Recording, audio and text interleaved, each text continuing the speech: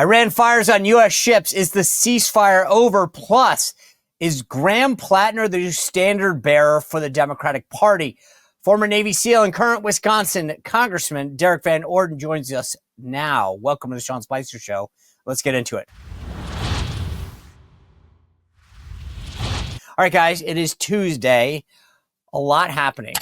And Congressman Derek Van Orden, Navy SEAL, current Wisconsin member of Congress, is going to join us to break down a lot of the big issues, our messaging, what's going on in Iran, whether or not Graham Plattner, that main candidate that is now the nominee of the Democratic Party, because Janet Mills, the two-term governor, dropped out. Remember, this is Graham Plattner, who's got a Nazi tattoo that he only got rid of when he got caught, and has said that women deserve sexual assault, and he's blamed it all on his service to the country when he's a Marine. I'm going to ask Derek Van Orden about that. He was a Navy SEAL. He knows something about combat and whether or not that's acceptable. So you're not going to want to miss that. Plus, whether or not our ceasefire should be over. And just to give you a quick sense of what's happening there. Yesterday, Iran fired on U.S. vessels. And the president announced this Operation Freedom that he wants to guide folks through. Look, here's how I see this thing breaking down. I do not see a path forward unless the president resumes some kind of bombing campaign. That's all that the Iranians respect. That's it. The blockade is bleeding them financially. Yes, I get it. But they are emboldened. And they know that the president's facing political pressure back home. They know that. So their answer is, why don't we keep firing on U.S. ships, try to put him in a position where he's got to do something to retreat, and then they win. I got to be honest, they can't win right now. They've made it very clear through these negotiations. They're not giving up the uranium because they want to enrich it, because they want a nuclear weapon, because they want to come after us. That's it. We have to get what the game is. And that is it. That's what they want to do. So I'm just telling you right now, we don't have the luxury of just backing away. We've got to go back in there and show force and strength. And no, that's not being warmongery. That's the reality. There's no other way, in my opinion, that this resolves itself. Because if you just walked away right now, they will be emboldened. They will bring that fight to us. They're pissed. We just killed their leader. We took out a lot of their country and their assets. They're not just going to go, all right, thanks, guys. Appreciate you walking away. They're coming after us. And anyone who tells you otherwise is not being honest and truthful, or is really stupid. But those are the only options. So say what you will now, but we need to force them back to the table. And we need to do so in a way that they understand the consequences. And the only way to do that is militarily. Take them out from the air, continue to bomb sites, crush them. That's just the reality. Now, on the redistricting front, a quick couple updates. Governor DeSantis in Florida signed those new maps down in Florida. That's an additional 4 seats. The Alabama legislature is moving ahead with their special session. They're aiming for 2, but I think we end up with 1. We're keeping an eye on Tennessee. We'll see there. South Carolina doesn't seem to be making a ton of headway. Mississippi's already had its primaries, so that seems difficult. Here's the big thing. There's a lot of Democrats. We talked about Virginia and this power play in Virginia. We had Ken Cuccinelli on the show last week. The Democrats are on defense because there are at least 4 massive violations of Virginia law and the Constitution that they have to overcome with the Virginia Supreme Court for this election to stand. And remember, the current state of play is that the map in Virginia the election is invalid. That Tazewell Circuit County Court, Judge Rogers, has said it's not valid. And the Virginia Supreme Court is letting that ruling stand. That is a very positive sign. Trust me when I tell you, Democrats are going through a massive amount of finger pointing already. Because if this gets struck down, and I do believe it will now, that they are going to start blaming each other. Hakeem Jeffries and Abigail Spanberger and the state Senate president and the state judiciary chairman, Louise Lucas, are all going to start pointing fingers. But if we can get those 4 seats, plus the floor in Florida, plus Louisiana's 1, plus Alabama's 1, that's 10 additional seats going into the midterms that are huge. You think about the money and those seats. This would be a big, big deal. Trust me. And plus, the Democratic donors are going to be pissed that they just blew upwards of $80 million for nothing. So keep an eye on that. We will have it all for you on the huddle in the morning in this show going forward. Just know that that's the plan. Also, as I've mentioned before, a big thank you. We continue to move up the rankings. I believe we hopefully have a bestseller on our hands with Trump 2.0. Thank you to everybody who's gone out there. Please go to Amazon and rate the book as well. I've been sending book plates out, signed book plates that you can insert because there's been such a great response. So thank you to everybody who has done that. We've got a great show tomorrow. The president's pollster, Jim McLaughlin, will join us. The panel on Thursday, Stephanie Hamill, Adam Guillette, and Erica Donalds will join us. And then Friday, an unbelievable discussion about, you're not going to believe this, body parts in China. Yan Uklekik is going to join us from the Epic Times. I'm not kidding. It's unbelievable what's happening there. Without further ado, I want to introduce our guest, former Navy SEAL and current Congressman from Wisconsin, Derek Van Orden. Congressman Van Orden, welcome back to the show. Excited to get your take on what's going on in Iran. We're winning. Okay. That's what's taking place. Listen, I am disgusted by the mainstream media and by many of my colleagues in the government right now. When Iran comes to the table willingly and repeatedly, that means we're winning. They spent about 50 years ignoring us and killing American citizens and holding the world economy hostage. So when these radical Muslim mullahs come to the table, which they have, again, repeatedly, to Donald Trump, that means that they are feeling the bite. Okay, so we were supposedly at a ceasefire. Yesterday, yep. Admiral Cooper, who is the head of CENTCOM, Central Command, says that Iran opened fire on U.S. warships and commercial vessels. He didn't really seem to indicate whether or not the ceasefire is over. In your mind, was that the end of the ceasefire, and should it be? Well, Sean, I'm a member of the legislative branch, and that is an executive branch decision. So okay. I give President Trump all the leeway that he needs from my position as a member of Congress. He is the commander in chief. Admiral Cooper is doing a great job. Everybody's doing a great job. I was with Pete Hegseth and Dan Kane, Raisin Kane, the other day, along with his senior enlisted advisor, who is a Navy SEAL, by the way. And those guys are really, they're doing exactly what they're supposed to be doing, which is making sure that America's interests are being put first. Okay, and I get that. Like, I'm not, but you're also a Navy guy. You are a SEAL. If somebody starts firing on us, I assume it's not a question of whether or not, like, I'm just saying to you as a Navy guy, yeah, you got to assume someone starts firing on you, then they're not taking a ceasefire very, very, stringently. Well, I would fire back. And not only would I fire back, Sean, I would fire back in volume. So I think that what President Trump is doing is showing an amazing amount of restraint because he actually wants peace.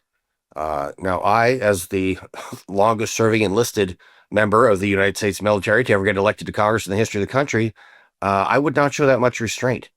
These folks need to be, they need to be put into their place, and their place is one of peace through strength. I don't know how else to phrase that, Sean. No. I'm with you on this. Tell me if I'm wrong, but I don't think they respect anything else but strength. Like, to them, this idea of the ceasefire and the economic consequences was not going to get through to them. I concur. These folks have shown, again, for about 50 years now, that the only thing that they respect is strength. And it's time to start clapping back, in my opinion. So, if I were in a different position, I would actually do things a little bit different than are taking place right now with the executive branch. I would make sure that we are showing these folks that we mean business. And people don't have a really good sense of history, Sean. So there was something called Linebacker 1 and Linebacker 2. We were trying to end the Vietnam War, and the North Vietnamese were not listening. So Linebacker 1 was when we opened up these things called arc-like attacks. Those are B-52 attacks on North Vietnam, where they just opened up the entire spectrum of targets. They did Linebacker 1. The Vietnamese came to the table, and then they stepped aside. We did Linebacker 2, and then that solved the Vietnamese War. So again, these folks only understand strength, and we need to start, in my opinion, applying that militarily. And do you think, like, just from the people that you talk to in Wisconsin right now, if the president starts bombing again, will they? I mean, like, we started this interview by you saying, we're winning, right? And I think the president has said that several times. Do the people in Wisconsin understand not only what's at stake, but like what we might have to do, go back into a bombing campaign? Yes. I mean, I've been traveling around doing a bunch of Lincoln Day dinners and opening of different offices since I've been back, and everybody gets it. We really do. We don't like paying more for gas. That's true.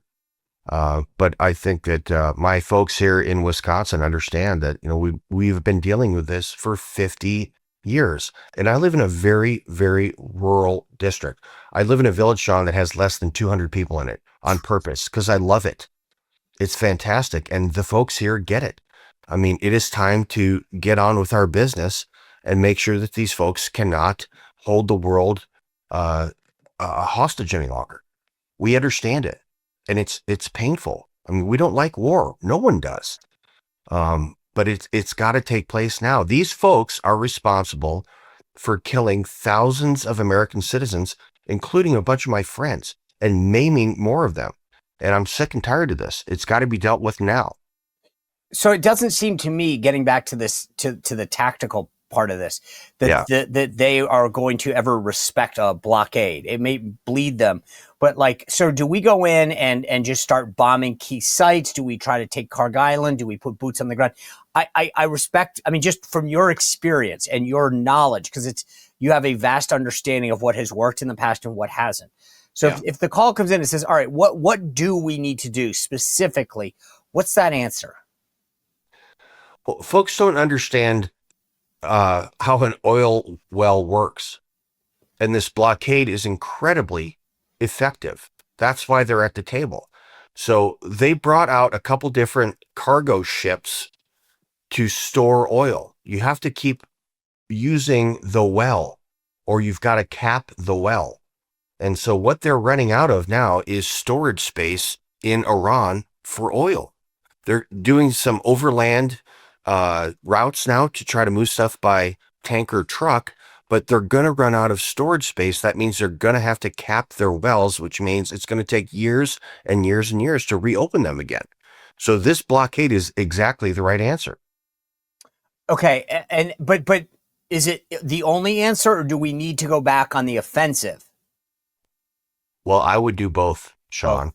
If these guys are firing at naval vessels, and I take Admiral Cooper at his word, then they need to be, they need to feel the pain again. And that means that is all in. It just seems to me that these guys come to the table and it's like fake. They're like, oh, well, let's meet.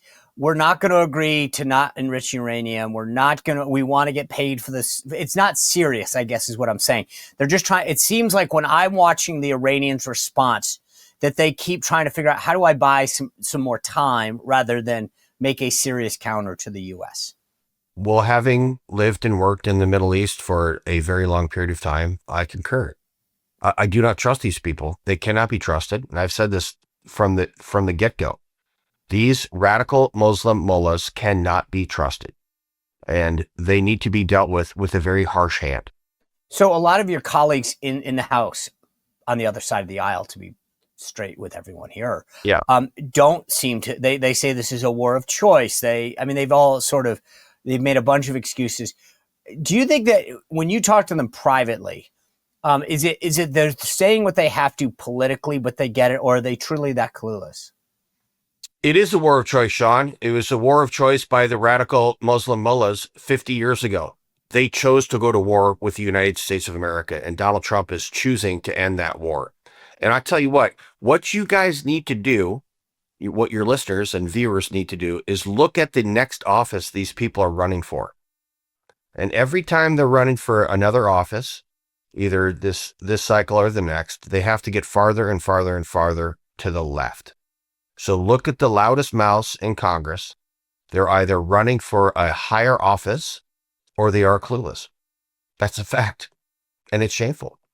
I mean, you got people that were in the military that are now in Congress saying some of the most despicable things you could possibly imagine. They're actually rooting for the Iranian mullahs to win. And you know why they are? Because they want to be a senator, or they Right. want to run for president, or they want to run for vice president, all that stuff. And it is truly shameful. I'm so happy and thrilled and thankful to be a member of Congress right now. I can't imagine doing anything else. I mean, I get to help all of my neighbors who also wants to do anything other than that. It's fantastic. So I'm very thankful for being in this office. But I look at these other folks that are running for other offices, and they just say the most despicable things ever. And it's shameful. What is the role right now of the United States Navy, right? And I mean that in the sense that obviously the blockade is in place, but the Yep. president talked about yesterday about Operation Freedom, escorting commercial vehicles. Like, what should the Navy role be, and can they actually effectively escort these ships through the strait, knowing that you've got fast boats and drones from Iran that might attack them? Well, the Navy should do what it does and has now for a couple hundred years, and that is to be awesome. The United States Navy is awesome. I mean, you know something about the Navy, Captain, I do. as do I. And you know what? They're doing what they should be doing. They can do a blockade, they can escort vessels, and they can also do air attacks they, through either missiles or manned aircraft.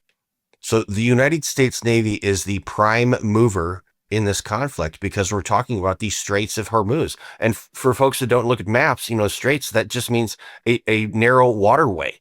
And, freedom of the seas and freedom of commerce is one of the primary missions of the United States Navy, which is the best Navy that has ever existed in the history of the planet. And I'm so proud of my sailors right now, Sean.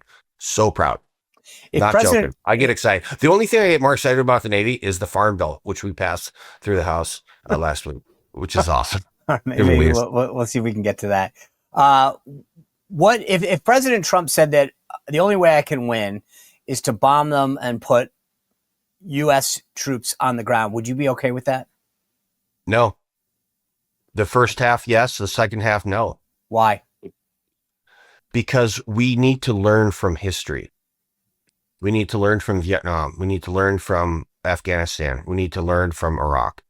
When we're putting American soldiers, sailors, airmen, Marines, guardians from the Space Force on the ground in these foreign lands, that's a non-starter for me. Now, bombing them back into the Stone Age, where some of these folks want to be, yeah, I'm okay with that. But no, I do not support, and I've been very vocal about this with everybody concerned, that I do not support putting American men and women in uniform for a sustained period of time on the ground. I just don't. I don't want to do that. So again. You're a student of history. So explain to the folks who say, well, in order to, air can only take you so far. So bombing them can only get us, 80% of the way. You seem to fundamentally disagree with that assessment, that you can't win this just on air, or am I misreading this? No, you're not, Sean. What we're talking about is really economic warfare here. By closing these straits, we are going to close the straits, meaning Iran cannot ship out their oil. That is how their economy functions, and you can do that by air, and and the sea. That's what we're doing. We just talked about the Navy. So that's what's going to take place. And then the people in Iran, we're setting the conditions for them to get their freedom back. That's what we're doing. And I don't want a single American military uniform member of the United States military on the ground for an extended period of time in Iran. And this will be resolved through the air and the sea. So you mentioned the Farm Bill and people at home. Yes. I imagine that the affordability issue with respect to gas prices alone has got to be a big issue for people in Wisconsin, whether you're driving a truck, to go to work, or a car to go to work, or you're driving some kind of diesel piece of machinery for farming. This has got to have an impact on the people. You just said a piece of diesel machinery for farming. I'm only wearing the jacket because I'm on your show. My plaid shirts are upstairs. So yeah, yes, Sean. Here's the thing, man. I've had my friends killed by these people and maimed by these people, and if I could have any one of my friends back, or if they could have their legs back or their eyes back or their arms back, I'd pay $1,000 for a gallon of gas. I agree. Listen, I'm with you. Look, I think Yeah. that when we actually are underselling this conflict.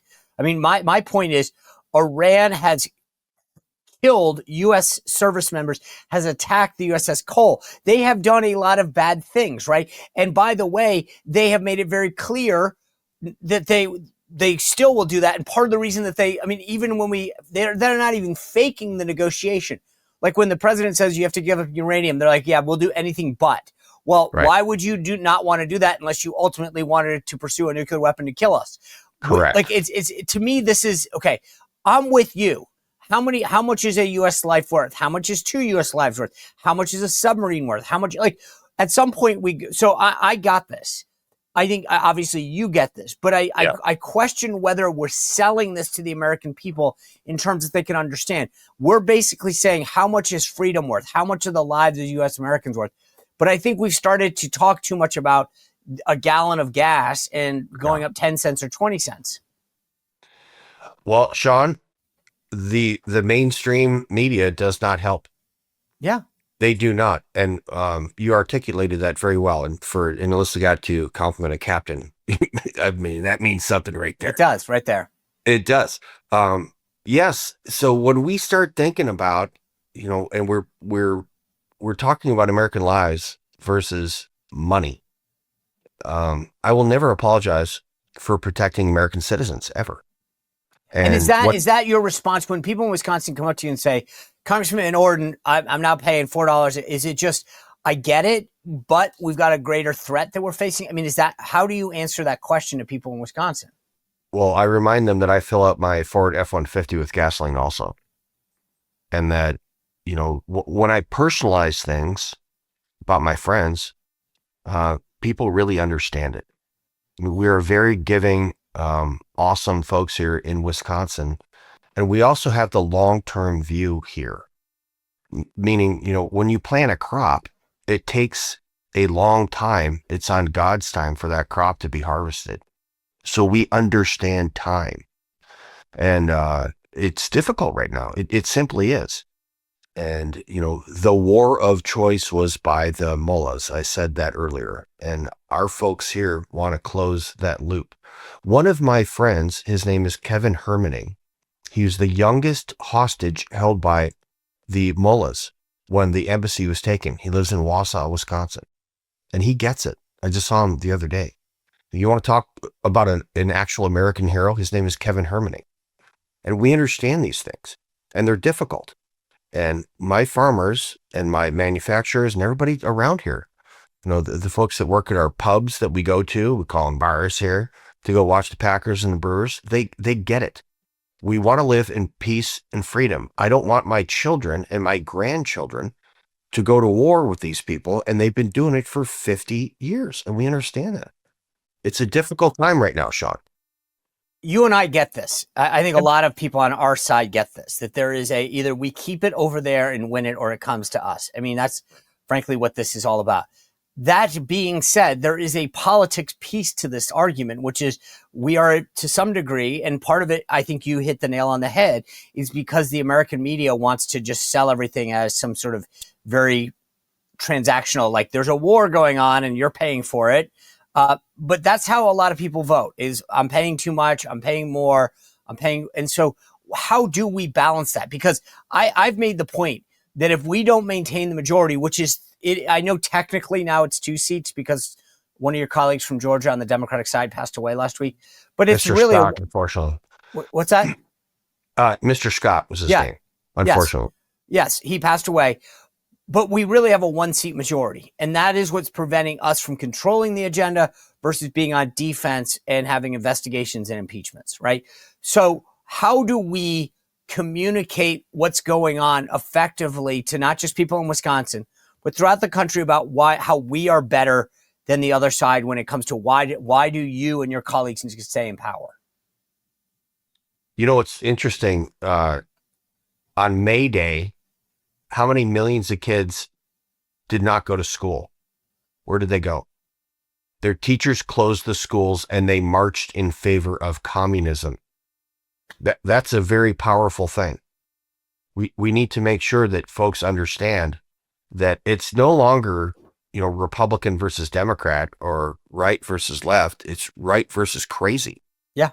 And if folks took a minute to look at history and understand, that we're on the precipice of a very, very slippery slope. And if we don't stand up and fight, we're going to lose. And, Wisconsin is like the perfect example for the country. We just had our Supreme Court race. 30% of the voters went out and voted. 30%, of Republicans voted. And now we've got a 5-2. I mean, we've got a Supreme Court now in the state of Wisconsin that might as well be in Beijing, China. And it used to be a majority conservative, right? Correct. And it's because we don't vote. Wisconsin is not a purple or a blue state. Wisconsin is a state full of conservatives that don't vote. And if you think about why did Donald Trump get reelected? Because people really saw how crazy the left was under, Joe Biden's auto pen. And they're like, we don't want that. So they voted for Donald Trump again. Thank God. And hopefully they remember that lesson coming up here in the midterms, or they're going to go straight back to when the Democrats had the House and the Senate and the White House. And unfortunately, it takes that type of really negative inputs for conservatives to get out and vote. For Pete's sakes, go out and just go vote. When we vote, we win. It's that simple. I agree, but here's the caveat that I'll add to your analysis of the last presidential election. Yeah. I think Donald Trump went out and did two things. One, he pointed out the policies of Biden, right? How ridiculous they were. But he also made it very clear, I will fight for you. I will tell NATO to go screw themselves because it's not fair. I will rebalance trade. I will eradicate DEI and woke policies in corporate America and in higher education, right? I will do all these things for you. I'm going to fight for you. So Biden is, I'm going to let open borders occur. I'm going to do all this stuff. But Donald Trump, so he pointed out the negative and then accentuated, here's what I'll do for you. Here's the problem that I have. I talk to a lot of your colleagues. I don't get the sense that they're fighting, that they're good at saying the Democrats suck, but I don't hear that this is what we're going to do for you. Like, we can't pass the Save America Act. We're making a bunch of excuses on appropriations bills. Like, what is it that right now, I mean, you get back to it. You talked about the apathy in Wisconsin. I agree with you. It's insane. You guys have shifted from a governor that was Republican that fought against the unions and a majority of Republicans on the Supreme Court to quite the opposite. So we're not doing something right, at least in my opinion. Well, let's be crystal clear, Mr. Spicer. The Save America Act has been passed through the House twice. Yes. It is sitting at the Senate. And I am not going to associate myself with these senators. There's a bunch of Republicans in the Senate that don't want that to pass. You know why? Because they think they're going to lose. Yep. So I'm not covering for those guys, and I'm not associating myself with the Senate at all. They have lost my confidence, let alone the American people's. That's an 85%, 87%, depending on what polls you look at. Republican, Democrat, black, white, it doesn't matter. Everyone wants voter ID, and the Senate has lost their minds. And so vote them out of office. I don't care about them at all. It's shameful. And again, I get a lot of, oh, look at this. This is my cat. My cat's right. Yeah. She's a Siberian long-haired cat. Well, there you go. Now I'm part of Russia collusion. There you go. Well, not just that. I wasn't going to go. I was going to say something else. I didn't figure you for a cat person, but. Well, you know what? She's a good cat. Yeah. So the American people are rightfully they're rightfully so frustrated. They are. Another thing that I talk to my folks about, they're like, you have all these investigations, no one ever goes to prison. You know what? We have no constitutional authority for enforcement.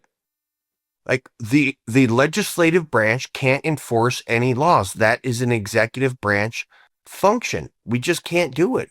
It's unlawful. Like, we can't prosecute anybody. We can do all these investigations. Quite frankly, they're very frustrating. I'm on the Ag Committee, the House Armed Services Committee, and the VA Committee. So I don't have these reality TV show committees. I don't. I go to work for policy. And if you look at what we've actually accomplished, like we just got the Farm Bill through the floor. That's an amazing accomplishment, Sean. We're going to have an up or down vote for E15 coming up next week. That's a huge accomplishment. We've got the one big beautiful bill done. That's a massive accomplishment. It's 11% on average greater tax return. There's no tax on tips. There's no tax on overtime. 80+% of all of our seniors who are living on Social Security are not going to pay any federal taxes. Those are all great things. Do the people in Wisconsin know it, though? When I ask, they do? You feel like when they walk down, you talk about the pubs that you hang out in, they're called bars. Yeah. Does the bartender and the waitress and the waiter and the barback get that they have more money in their pocket because you voted for something that's making their life better? They do now because tax day was April 15th, sir. Oh, I'm well aware of that one. Oh, yeah. Well, you are, fancy pants. Yeah, I mean, listen, these folks that are working third shift, they're like, holy beanbags. I didn't pay tax on this. It's a huge deal. So the economics of this, what people see, because you drive by 400 gas stations a day, is the price of gas. And as soon as we close this loop with Iran, those gas prices are going to start going back down again. And people are going to see it every single day when they drive by a billboard. And so the problem is, and we've had this discussion previously, is that they're constantly surrounded by negative media. It doesn't matter what the heck President Trump does. Listen, President Trump could cure cancer today, and they'd gripe about the fact that he didn't do it yesterday. 100%. And that's just the environment that we're in right now. So it's my job to go around and talk to these folks. And if they don't know about no tax on tips or overtime or Social Security, if they don't know about the $15 million per person exclusion for the death tax so that a family farm can go to the next generation, it's my job to tell them. And unfortunately, I don't control the airwaves or the newspapers. So I got to go out and talk to people all the time and tell them this. And that is really the best part about this job, Sean, is going around and speaking to my people.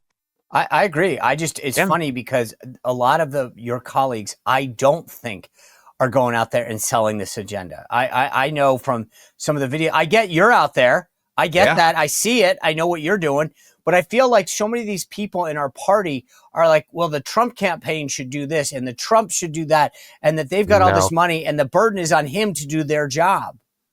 No, dude. Listen, I got into it a little bit with some of my colleagues, which I do frequently. I hear that. Yeah. So they're saying, you need to do this. We're in this big meeting. I'm not going to mention who's there, but there's several of us. No, not doing it. I get invited to those meetings because I don't name names. So we're sitting in a meeting with a bunch of guys and they're like, and gals, they're like, we've got to do this. We got to do that. And finally I'm like, hey, it's your job. That's your job. Your job is to go and talk to your people. Don't try to pass this off to anybody. Yeah. Like, President Trump is a freaking machine.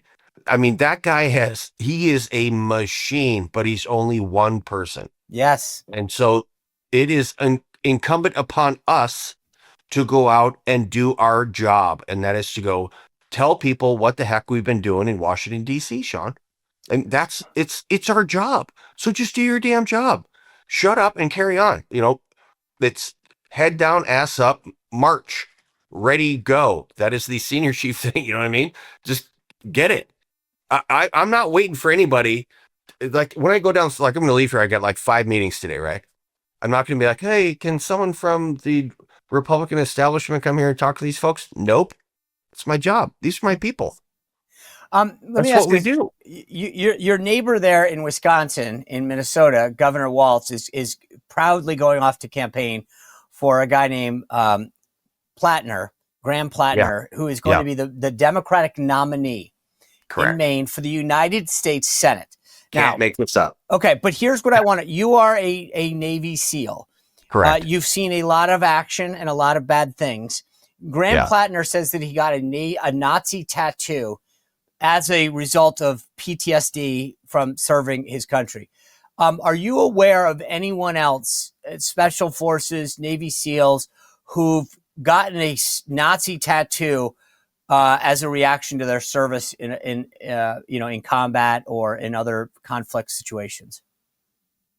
No. So that's not a normal reaction to go get a Nazi tattoo. No. And are you offended that a guy says, I got the tattoo because PTSD? I mean, like that he's using that as his excuse? Well, Sean, I've been diagnosed with PTSD for very good reasons. You know what I mean? When you go to war and you participate in these events, if you didn't have some type of reaction to it, you'd be a sociopath. And I think this is absolutely disgusting. So these folks have been spending over a decade now, calling me a Nazi because I'm a conservative. Right. And this guy literally had a Totenkopf, that's the death head's tattoo, on his chest for 18 years. And he only got rid of it because a photo was released of him with a death's head. That's a SS tattoo. It's not like just a regular Nazi. That's the SS. That's the tattoo, the thing that they wore on their hat when they're concentration camp guards. That's what that tattoo was. It's not some like flippant thing. And there's no way in hell that guy should be, anywhere near a public service office. It's revolting.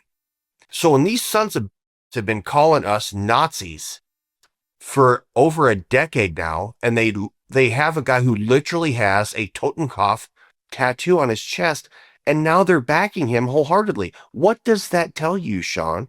That tells you that these people have no moral or ethical grounding at all. They just want power. That's exactly what the Nazis wanted. They just wanted power.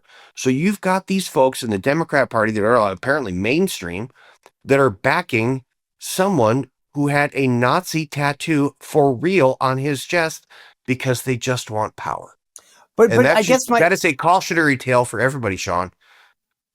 I guess, and this is why I just want to end this. But I agree with you wholeheartedly on the assessment, right? But I actually found it offensive that he's using his military service as a crutch. He's saying that he made offensive comments about women, that they are to blame for their own sexual assaults, and all of these things that he did under the guise of, well, I served my country. And I got to be honest with you, in all of my service, and that's why I asked you, because you've been at a much higher level. I've never heard anybody use their service to this country as an excuse for why they believe women deserve to be sexually assaulted or getting a Nazi tattoo. And the media and his colleagues, to your point, they're letting him off the hook. They're like, but he served his country, as if that's a crutch to like, you can go to war and now you can get a Nazi tattoo and say that women deserve to be sexually assaulted. I find that insulting to everybody who's also served and gone to war. And I concur, sir. I work with a bunch of folks that are civilians that are military sexual assault survivors. And I haven't spoken to them about this because it's just incredibly ludicrous that this guy would even be considered for a public office.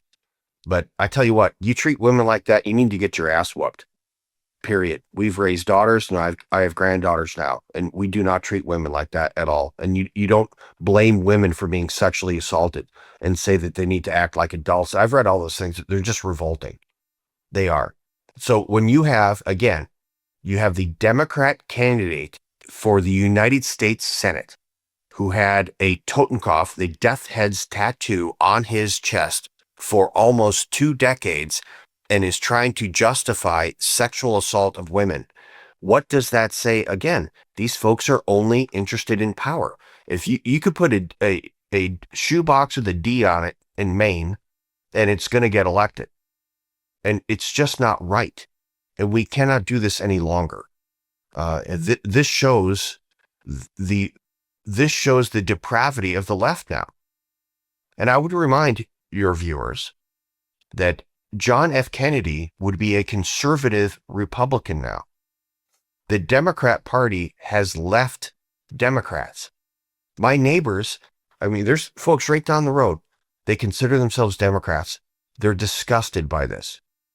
And they need to understand they got to wake up and fight for what we all want. That's freedom. It's economic prosperity. It's protecting our fellow Americans. That's what we do. And this just shows, again, when you are only after power, you're willing to sacrifice any moral or ethical ground, or sometimes even legal ground. And we're at a point now, we're at a precipice, and we've got to fight for our freedoms now. We've got to fight to destroy Nazis, to destroy communism, because those things just don't work. Communism is responsible for the deaths of hundreds of millions of people. It just doesn't work. And we had, again, kids around the country, they closed schools so that the teachers could take these children out and rally for communism. Enough is enough. Totally agree. Well, I know you got 5 meetings to get to go do your job. So thank you for joining us today. Really appreciate the insight, and get out there and spread the good word. We're on it. God bless you, Captain. Thanks, sir. Yeah. All right. I want to pick up real quick on what he said about Graham Plattner, because the Democrats now are excusing this. This guy had a Navy tattoo, as Congressman Ben Orden said, that he only got rid of when he got exposed for it. You remember all the crap they gave Pete Hegseth about a cross, the Jerusalem cross? And these guys are now excusing a Nazi tattoo. This is Chris Van Hollen. Some people talk about him as potentially being the next majority leader when Schumer goes down. This is how he answered this. This is a bunch of mainstream legacy left-wing journalists. And the one guy who's asking in those, Jake Sherman, is, I believe, Jewish. He's asking how Van Hollen can reconcile Plattner's tattoos. Take a listen. The dude has not had a Nazi tattoo. I mean, let's be clear about what's going on here. I mean, how do you view that? I mean, it seems to be at least somewhat disqualifying in traditional. Certainly historical. So look, I mean, let's take a couple issues, including the comments he's made in the past. I mean, he's been very clear that he went into combat on behalf of the United States. He went through a really rough period, PTSD type period. And he has himself said there are lots of things he's done and said that he completely regrets. Yep. And I do believe people should have second chances, and that people can learn from their mistakes. And I think he's been doing that. Okay. So let me just be clear. First of all, I believe in second chances too. I appreciate his service to this country. But this is not a guy who is like looking to get a job at 7-Eleven. He's looking to serve as a United States Senator, and he had a Nazi tattoo on his chest. By the way, second chances are one thing. This is a guy who kept it there until he got caught. This was not some come to Jesus moment where he said, I'm atoning for my sins. I didn't mean to do this. I didn't know what it was. He literally was like, oh boy, I got caught. And then he started saying that part of the reason that he thought women were to blame for their own sexual assaults was because of his PTSD. I'm sorry, I think you need help. This is not normal. And as I mentioned to Congressman Van Orden, thousands of guys, and they have served valiantly and honorably for our country, especially recently in the last 2 decades in Iraq and Afghanistan. But you don't get to say things like that and then go straight to the United States Supreme Court, United States Senate. He needs counseling. He needs mental help. That if that's how you're thinking, that you think that women deserve their own sexual assault, and then Chris Van Hollen just excusing it. I mean, he served his country.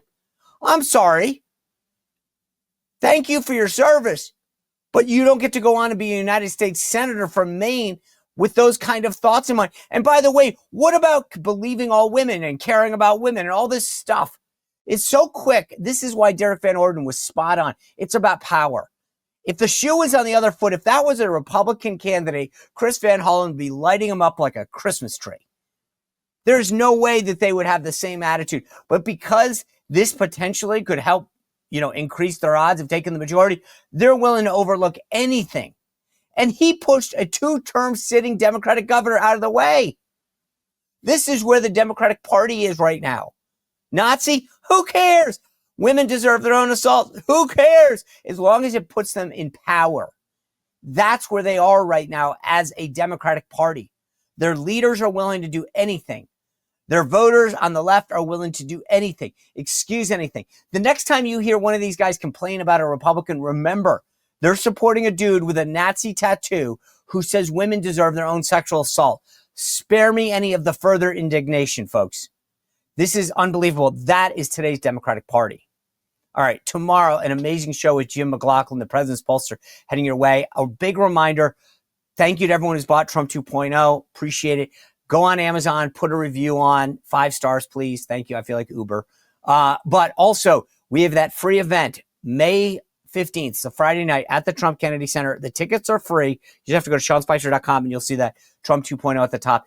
We do have a VIP reception on the roof afterwards. The tickets are available there as well. Larry O'Connor, my good buddy from Town Hall, he will be moderating this discussion that we do. We'll take some of your questions as well. Thanks for tuning in. We look forward to seeing you back here tomorrow on the Sean Spicer Show. Well, if you enjoyed this content, make sure to like this video, subscribe, and click the notification bell to get more.